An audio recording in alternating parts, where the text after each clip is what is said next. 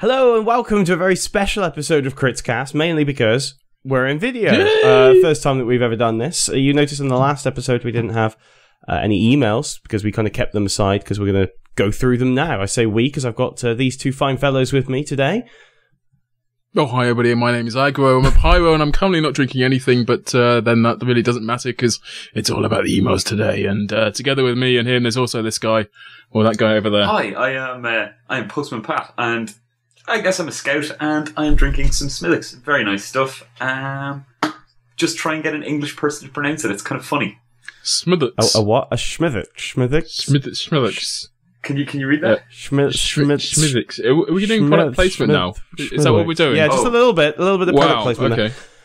There. But Pat's obviously joining us this week. He's not going to say the emails. He's actually going to be talking about them the same way we normally do. Instead, we've got our emails coming out from Saxton Mail. Oh, goody. Bidwell says I need to read more of these blasted letters because all these pathetic teat-suckling lily sows can't be bothered to open a letter sack. Anyway, this email's from Anon. No, not Anan, like those very boring women who take twice as long to get into bed with me than usual, but Anon, which sounds like it's misspelled somehow, even though it's only one word and very short. Anyway, dear KritzKast, after a sleepless night of playing the new MVM game mode, I was wondering what could the community do with this new game mode. I started imagining map makers making advanced MVM maps that introduce some new features and strategies that make the game more enjoyable, but more difficult. So my question is, what do you see the community doing with this game mode? Personally, I mostly see the community, which is about as useful as a Tasmanian devil that's learned to type, mostly being eaten by mechanical bastards who aren't even smart enough to have shoes with which to try and tie. Which is fine, since that means they'll all be too full to actually make it to anything important. And when I say important, I mean that I own and don't actually want blown up, such as whomever listens to those pansy-ass unions that insist on equal pay in payroll. Well, thank you very much for that, Saxton. Oh, Mr. Mail. Yeah. Crazy guy. Well, at the core of it, he's asking what kind of things do we reckon the community would do with the MVM mode now that they've got it. Well, besides the obvious, which is, of course, making their own maps. Yeah. Mm-hmm. Which I'm presuming at least that there's... I haven't seen any custom-made ones. I'm presuming that the code is it's only hidden. new yet. Like, yeah, that's true. I mean, again, and we're not going to actually. We haven't been looking for it, so I'm assuming that that's also true. And no news has reached us yet of people doing it. That there's certain things you have to have in place, like with the kind of the normal game.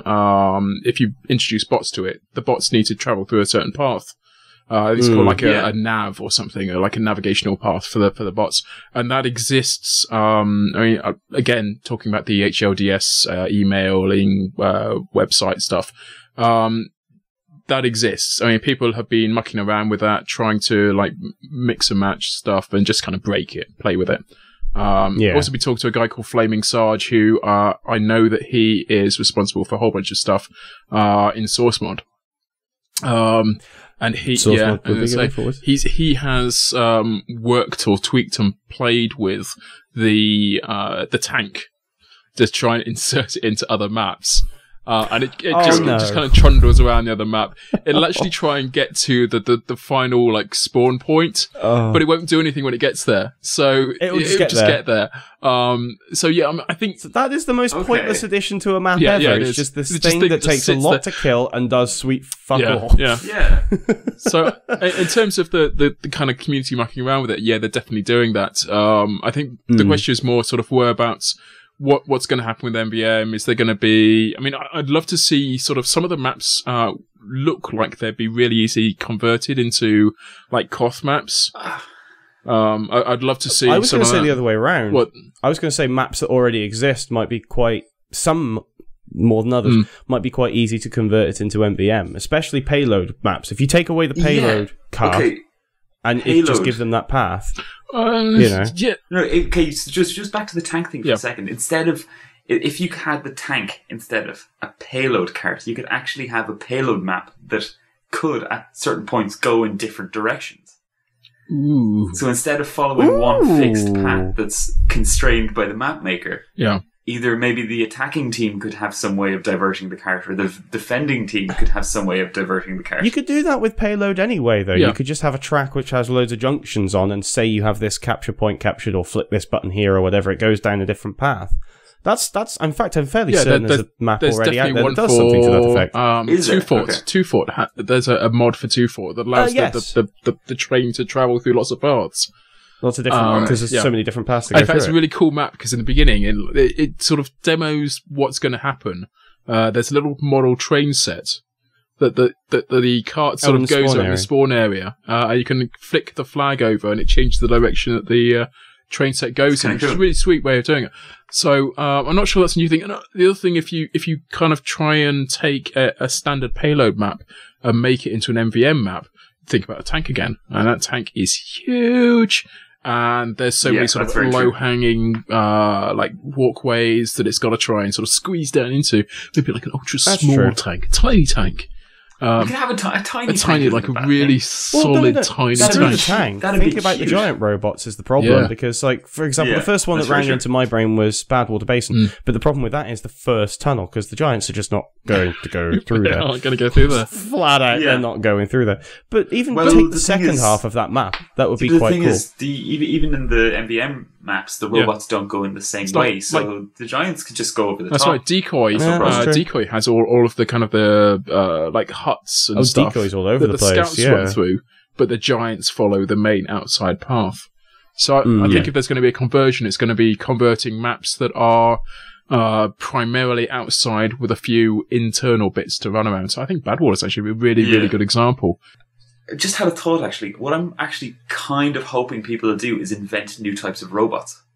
Kind of that depart from the classes that are there, like the Sentry Buster or the tank, say, and just start to invent different types of ways. And maybe that could be a way of exploring what the 10th class could be without absolutely... We're not having stripper robots. I'm just saying it right now. No stripper. They had those in Austin Powers.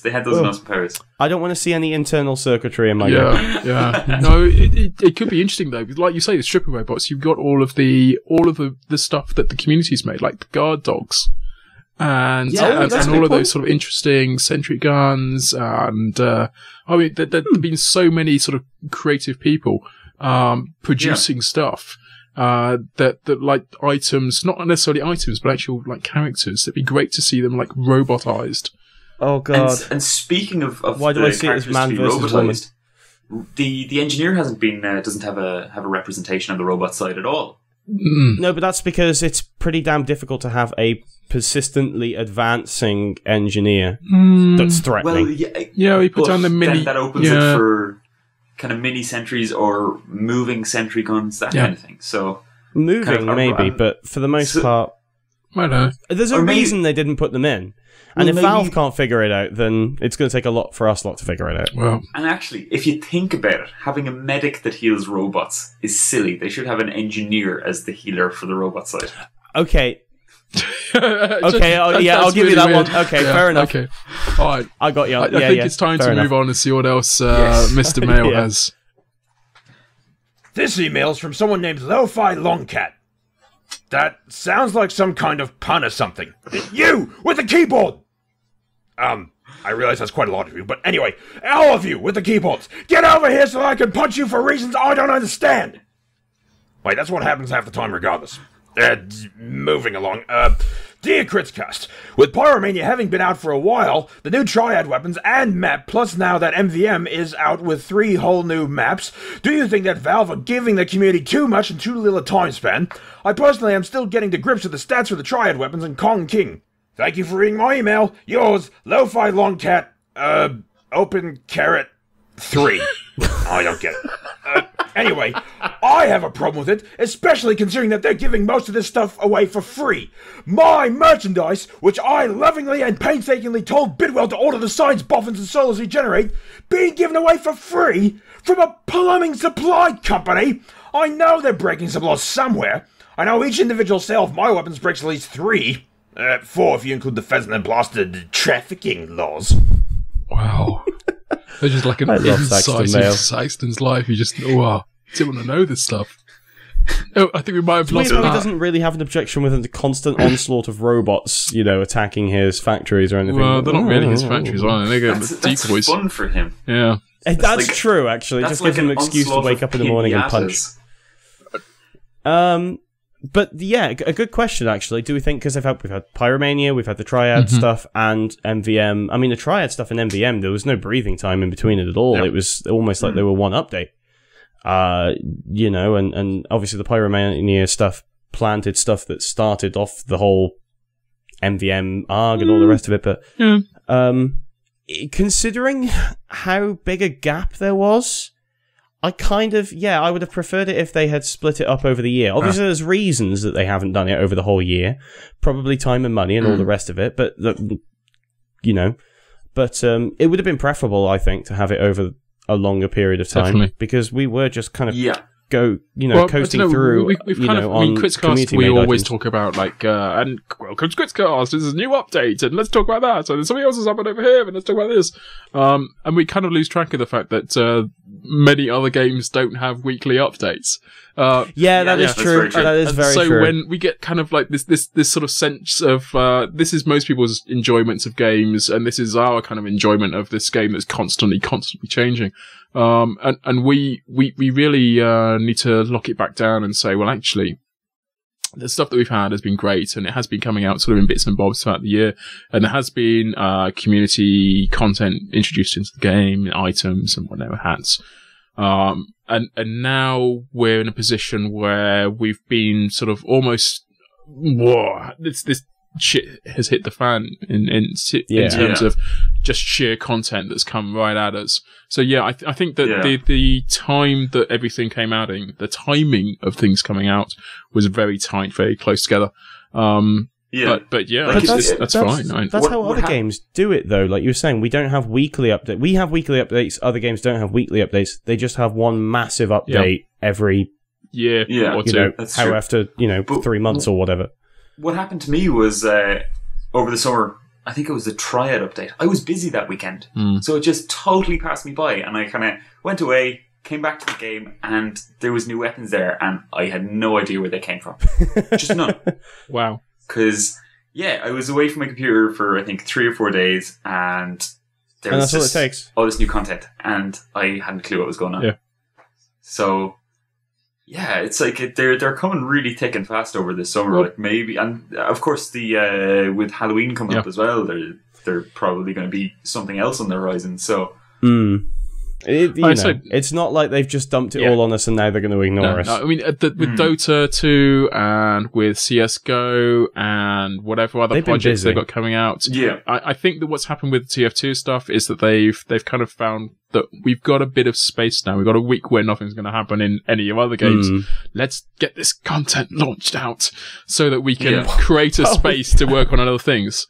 But I mean, I'm absolutely no problem with it at all. No. This email's from someone named CQQL Guy. You people. Anyway, to the beautiful, strong, and well-endowed KK hosts and mail reader. Well, at least you got one hunk of grade A man, right? The rest are close to those little random, disgusting tidbits that are left over when bad-smelling communal hippies stir together the dingy soy milk curds into tofu blocks. No, I didn't learn anything about hippie food while I was undercover. Ask me again, and I'll use your own Technicolor Dream headband to strangle you. Anyway, with all the talk about SFM lately, I've actually gotten quite upset. Mind you, SFM is a beautiful piece of software, and it is clearly worth all of its praise, and my frustration is not with it alone. My frustration is that, as a TF2 player, we have 3 different video capture systems that don't play well together. Correct me if I'm wrong, but we have 1, the demo system, 2, the replay system, and now 3, SFM.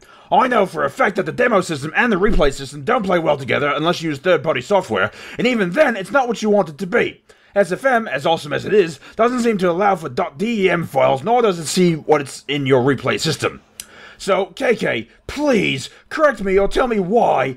Why do we need 3 different video capture systems? Sincerely, dumb name person. Well, that's a stupid question. Computers are made to be yelled at. If you don't have a reason to use them as boxing gloves against the techie who's frantically shouting that, "It's not to be used like that," and "I was almost done compiling," then what's the point? Plus, a computer on bone impact makes this fantastic crunching noise, just like... don't tell the human resources guy I said that. He's been court-ordered to report anything I say like that to our lawyers. he takes us to some dark places. It's by the time he finishes, I'm like, what was the actual question? What was the question? I know, I've had to bring up the show notes again just for the hell of it. It's about the whole idea of there being multiple ways of recording videos and in fact, editing videos and stuff. It's completely legit question, actually. You think about it. There's the DEM files, which have been in the game since the beginning. Since day one. Yeah. You've talked to guys like Lucky Luke, and they use them all the time, and people doing matches and record them files and can see and edit whatever video from every angle. Then there's the recording files, like the quick download, whatever the replay thing, which is a great system if you're not used to doing video editing stuff. So you don't want to do the DEM file. Call it sort of. It's like an easier version of DEM file. It is an easier. It's an in-engine version of a DEM file. And then there's the SFM stuff. And I didn't know that they weren't completely No, that seems. Well, I'm really surprised that SFM doesn't work with DEM files. Well, I was sure that there was a way of importing stuff into SFM. So you and your buddies go out there and run around and record that as a path or something. There is and there isn't. You can basically, in SFM, if you don't know, you basically can pretend. So you can basically say, for the next 20 seconds, I'm going to run around, you're going to record it, that's what we'll start with. And then you can pretend to be all the other players. You can do a multiplayer, in quotation marks, version of it, but it requires the use of a match. If you don't know what a match is, look it up. But that's not really the way that DEM files... I think that DEM files would be amazing if you could get them into SFM, but that's not what SFM was designed for. And I think that's kind of the point, is all three of them were designed with completely different things in mind. The DEM files were just there because people wanted to be able to record and replay, and that's all. Yep. And that's all they were ever designed to do, is record your match and have a look at it later date. The replay system is for that one awesome life. Yeah. The replay system is for personal, I want to see my own thing again. And SFM to be honest, it's practically got nothing to do with Team Fortress 2 at all, apart from the fact that it's full of Team Fortress 2 elements. If that makes sense. Well, what it could be used for is for anybody making frag videos. If you wanted to make a really, really good frag video, SFM, you Quality. Can do it right there. Oh. But it doesn't seem like there's any way of getting actual gameplay into SFM at the moment. Like I'm having a quick look on the on Spuff, and there's a guy who says there does seem to be an option for importing DEM files, but it's grayed out at the moment. So that's always handy. But is SFM is it out of beta yet, or has it gone fully live product? It's in public beta. Yeah, so it is in beta. It's not the finished product, which basically is Valve's taking the Google mentality of saying, if it explodes, it's because it's in beta. It's basically what it boils down to. It's practically out there. Yeah. This mail's from sugary water-like drink the color of blood? Oh wait, just someone named Kool-Aid. He says, "Hello, KritzKast crew and Postman Pat. For once, you're right, but only by sheer luck, you glass-jawed... pitcher of glass. Shut up, it works! Anyway, Kool-Aid again, and this time I thought I'd share something I've been thinking about recently and get your opinions. So, TF2 2012 is over, Meet the Pyro was a blast, everyone is making their videos for the Saxies, and the secret project MVM has been revealed to the world and turned all of our thoughts about ARGs and banana peels into destroy our robots! This, however, saddens me. Yes, we have Scream Fortress and Australian Christmas 2012 to power our way to 2013, but the chills and thoughts of massive speculation I had the day the TF 2012 blog post was posted was just astronomical, and I'm sure I'm not the only one. I just can't help the feeling that it's over. Valve have zero ties to TF2 now. There's been no stone unturned, and I'm sure they'll pull through with Halloween and Christmas, but then what is my question? Will 2013 ever live up to the 6-month hype and massive string of updates 2012 carried? Will there be anything in 2013 at all? Or maybe I'm just overthinking it and next year we'll get the 10th class stripper, God Dogs, or on a more serious note, Class Pack 2. Strippers? Ready! I've got another reason to fire the lawyers for budget reasons! Strippers! Tell the boys in the lab! Right now! I think he's wrong to say that Valve have zero ties to TF2 now. they have their biggest gaming community as a tie to TF2. That's true. That's a good point. So there's no way they're going to cut that many people loose, especially considering that we've pretty much gotten used to regular updates now. And as well as that, it's a fantastic game to use as a test bed for other concepts. Like, say, for example, the MVM is very similar to how creeps behave in Dota 2, with kind of low-level enemies starting at one point and then making their way along a fixed path to an end point where they kill something. Yeah. So it's a fantastic test bed for all of their community and all of their gaming concepts. So I think that we will see new things, but what is the question? Yeah. I think the fact that they haven't laid anything down in stone apart from the Saxes, they kind of sneaked a few bits of code in there. We already talked about that in terms of the monocular stuff, the Halloween stuff that's probably going to happen again-ish.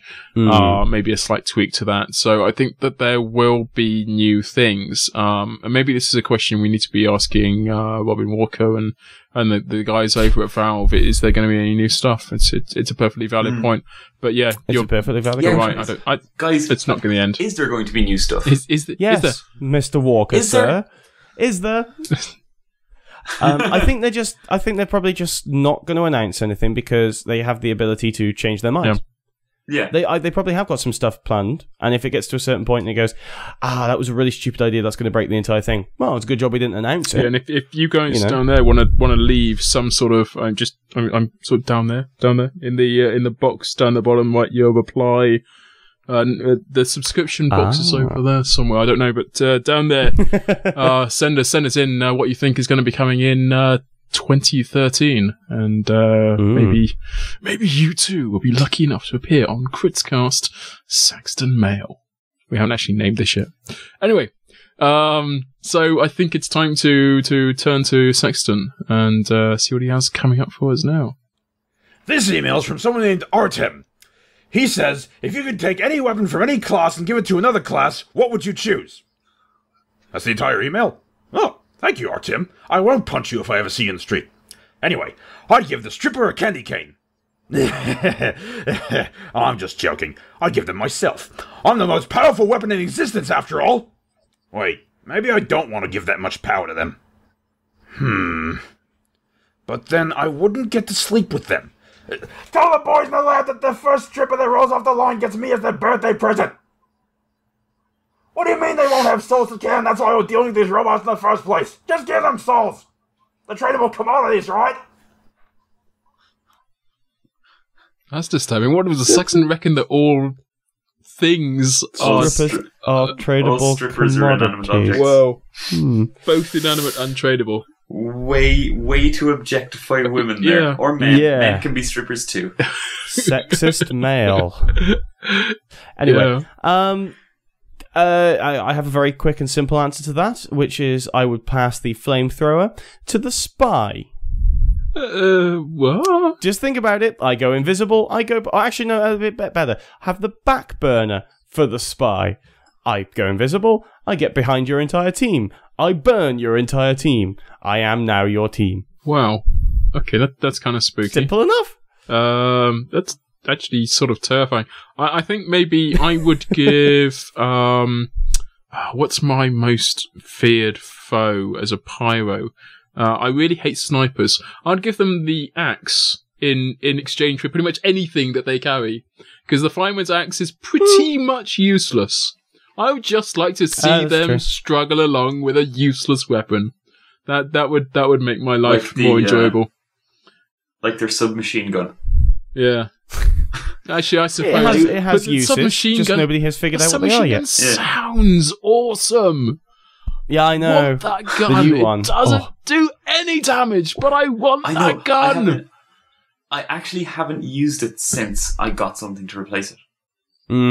Pretty much same here. Yeah. That goes for a lot of basic weapons, though. Anyway, I would actually, I'm kind of going the same direction as Agro on this. I would take the fire axe, and I would give it to the Demo Knight, but for a different reason. I would love to hack a Demo Knight in the face with an axe, because I hate those classes. They are just... You know you could do that by being a pyro and then waiting for them to come. Just come at me, bruv. Come at me. Come at me.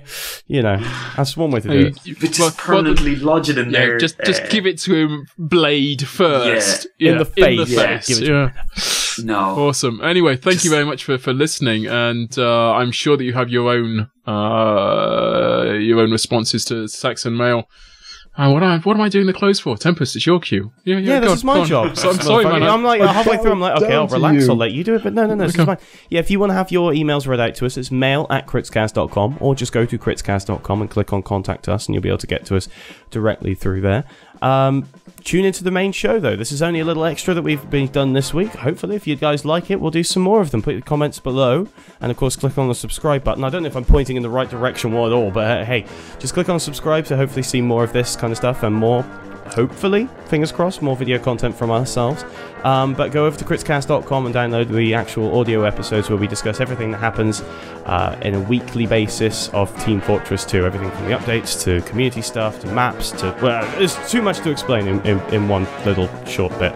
So just head over to KritzKast.com. Don't forget to subscribe to our amazing YouTube channel. There'll be a link right after this. Anyway... I didn't see the link. It's coming. We're going to say goodbye. Okay. Bye, guys. Bye, guys. And girls. We're not like that Saxon fella.